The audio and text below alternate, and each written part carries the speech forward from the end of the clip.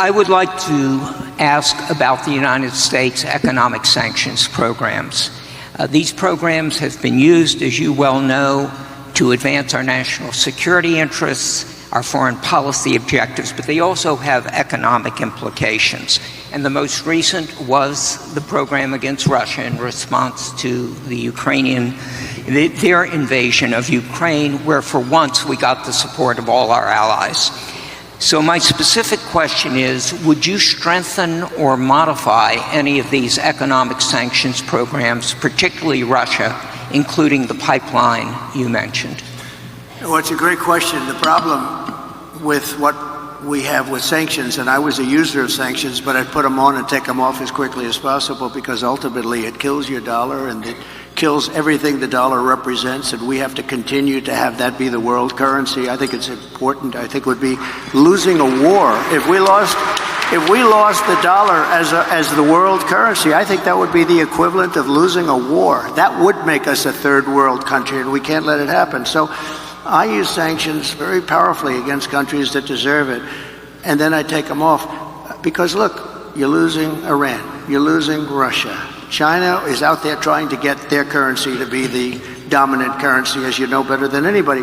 All of these things are happening. You're losing so many countries because there's so much conflict with all of these countries that you're going to lose that, and we can't lose that. So I want to use sanctions as little as possible. One of the things that we have with tariffs is that I'll say to them, you don't honor the dollar as your world currency.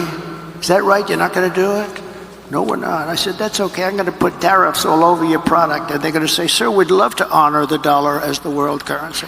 You know, tariffs, in addition to monetary and the money that we'll take in, which will be bigger than you've ever seen in this country before, gives you tremendous political power for something like that, as an example. I stopped wars with the threat of tariffs. I stopped wars with two countries that mattered a lot.